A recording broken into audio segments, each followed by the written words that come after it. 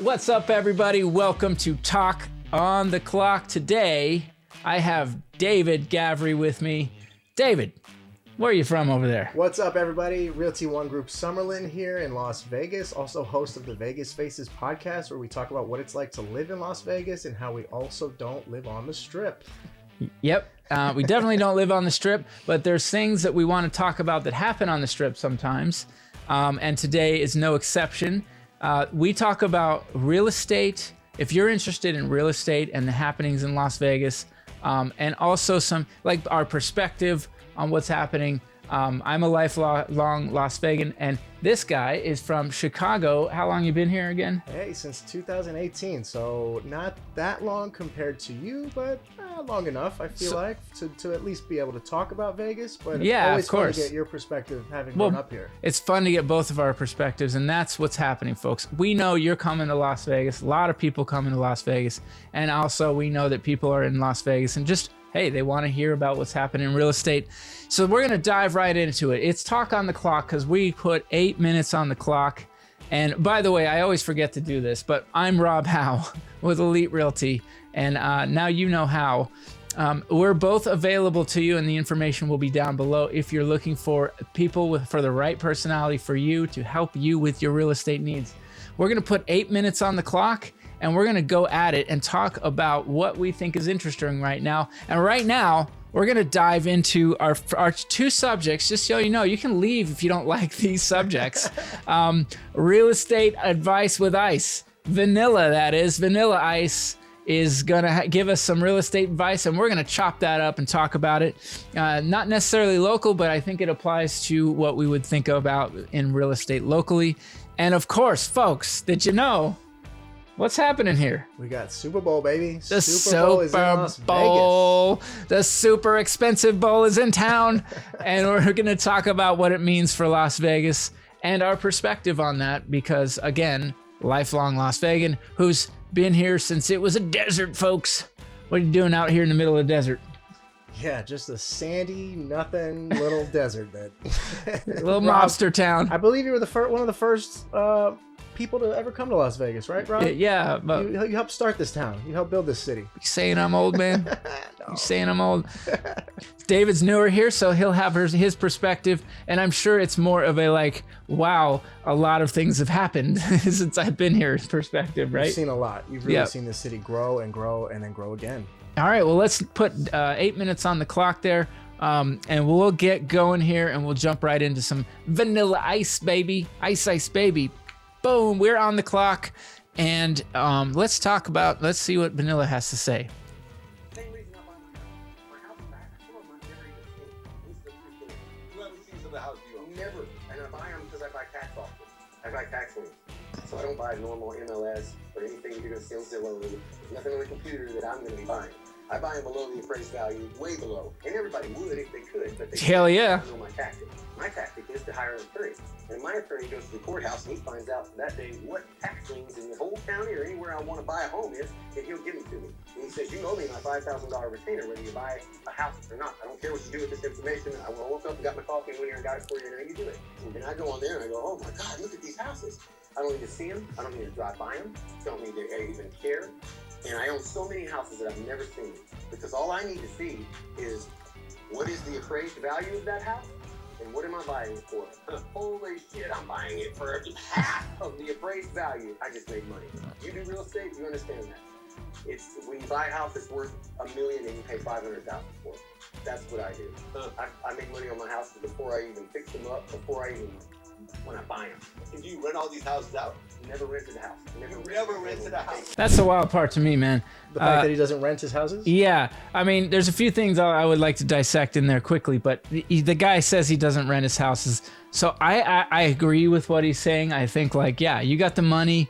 If you can, in certain states, you might use an attorney to go out and do the auction sales, and they're going to go out for you. And like he's saying, as long as the appraised value's there, yeah.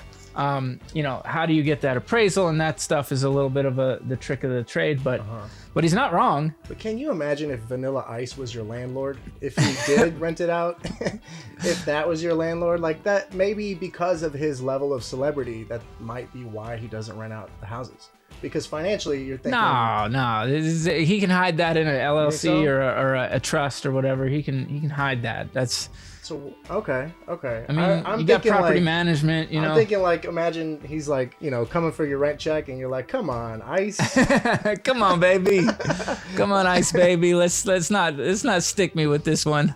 But the fact that he's buying these houses like it's like he's getting a discount on buying a stock. Like he doesn't even look at it. He was talking about how he doesn't even do any repairs or fix ups. He just lets them sit and then appreciate, because what do they say about real estate? Generally goes up over time.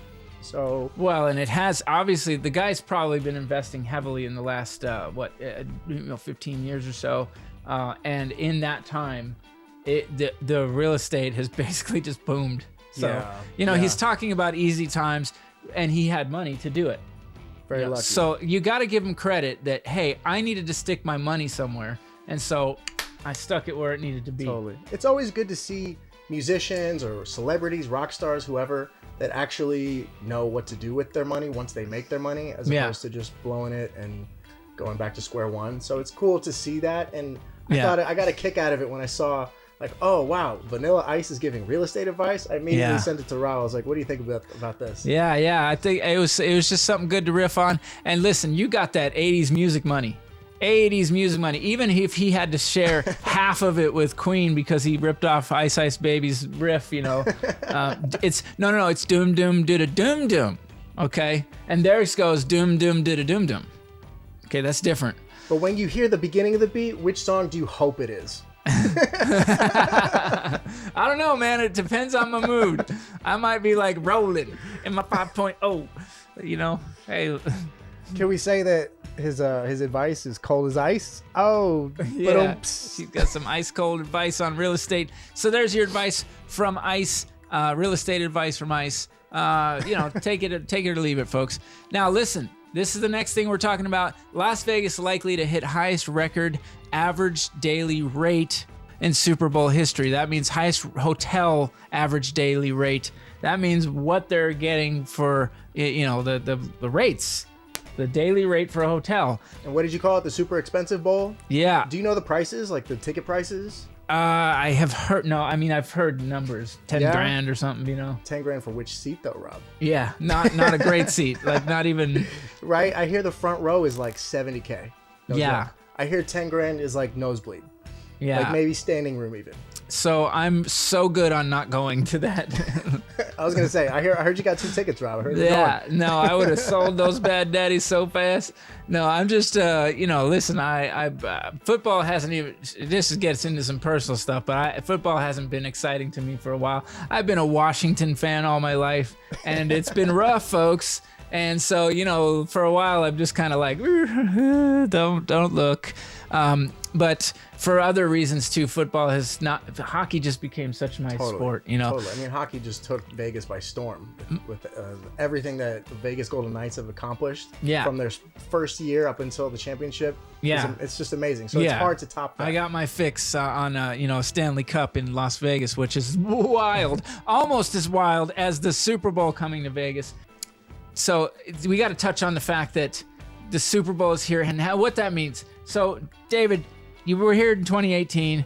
Did you think when you came to Las Vegas that there would be number one a Super Bowl, and maybe I don't even think the Raiders were here yet, right? Right, yeah, we got here right when the Vegas Golden Knights just got here. Yeah. We were just happy to hear that we had one sporting team in Vegas, and then the Raiders came to town, and then now we're getting the A's, and then there's talks about a basketball team coming to Vegas. They want to make this like the sports capital. It's insane. Yeah. It's so wild and crazy. But yeah, having the Super Bowl here, my biggest question to you, Rob, is what do you think about Super Bowl versus Formula One?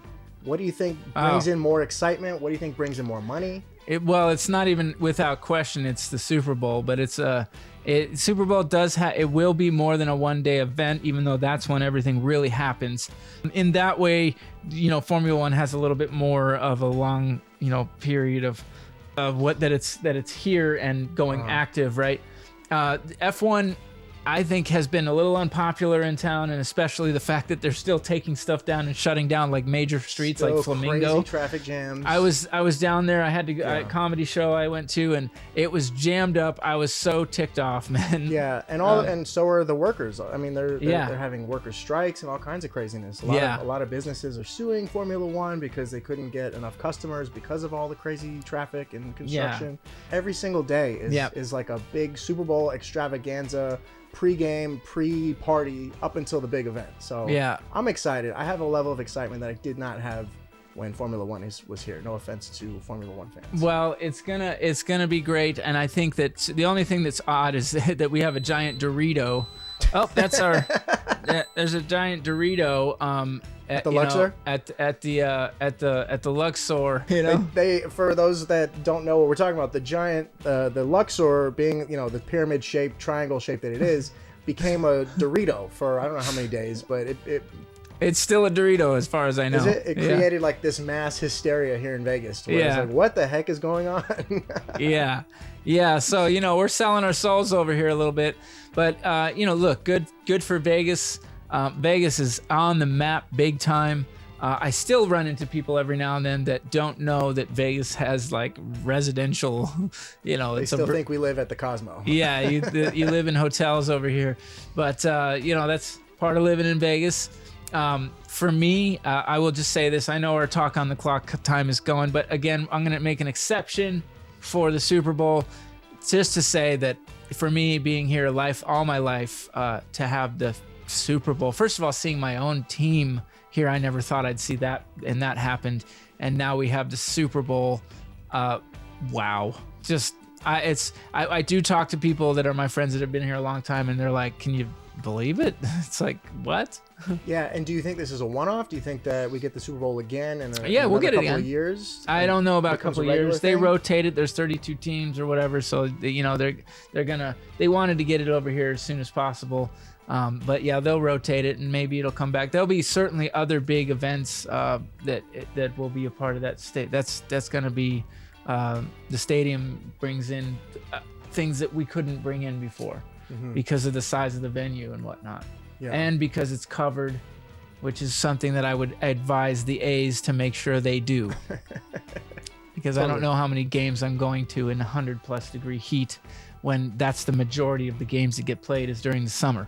Yeah, don't you when there's teams that are like, say, like Buffalo, that they don't have a cover on their stadium, or in Chicago they didn't have a cover in that stadium, they're watching games in like -degree weather. Do you think it's like the equivalent but for Vegas in the summer? No, I think there is something about watching football games in weather, like that kind of weather. Okay. That is that has melting, right? That has the nostalgia to it. It's like, okay, this is football. This is something they get on the gridiron and they play no matter what.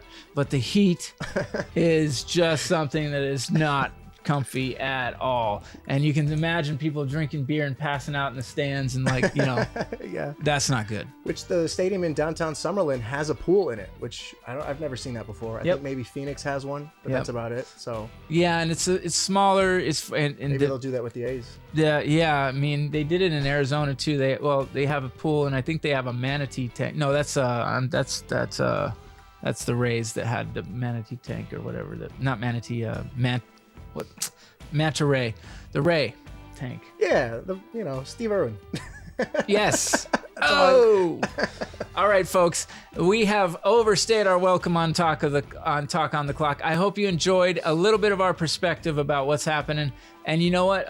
What team? Let us know what team you're rooting for. Right? Who you got, buddy? I don't know. I think it's gonna be Chiefs, but also that's just a toss-up. I have no idea. I feel like it's a very even match. But what do I know? I'm not a sports analyst, so Chiefs. I'm gonna say Chiefs just because I think that everybody wants to see what happens with Taylor Swift. It's either that or does everybody want to see her sad? Is that what do people really want? Do they want to see her happy and celebrating with her man, or do they want to see her sad I mean, I feel like with all the amount of Californians moving to Vegas, there's gonna be a heavy Niners presence here in Vegas. Oh What do you yeah, think? no doubt about it. And those people, some of those people got some money, so they're coming, and that's why they're paying. They're pricing those tickets. Oh man, yeah. That's If the anybody has a market. Super Bowl ticket that wants to scalp and give it to us, And just remember, Let us know. when you see these prices, just like real estate, that's the market. They know their market. they sure do. And guess what? We do too. So if you're looking for realtors in Las Vegas, well, you got our information below. I'm Rob Howe with Elite Realty. I'm all about houses and you, and I'm ready when you are. So now you know how. And here's David Gabry. Thank you guys. Always appreciate you tuning in. Seriously, thanks so much. This All is so right. fun. We'll see you on the next Talk on the Clock, everybody. Have a great day.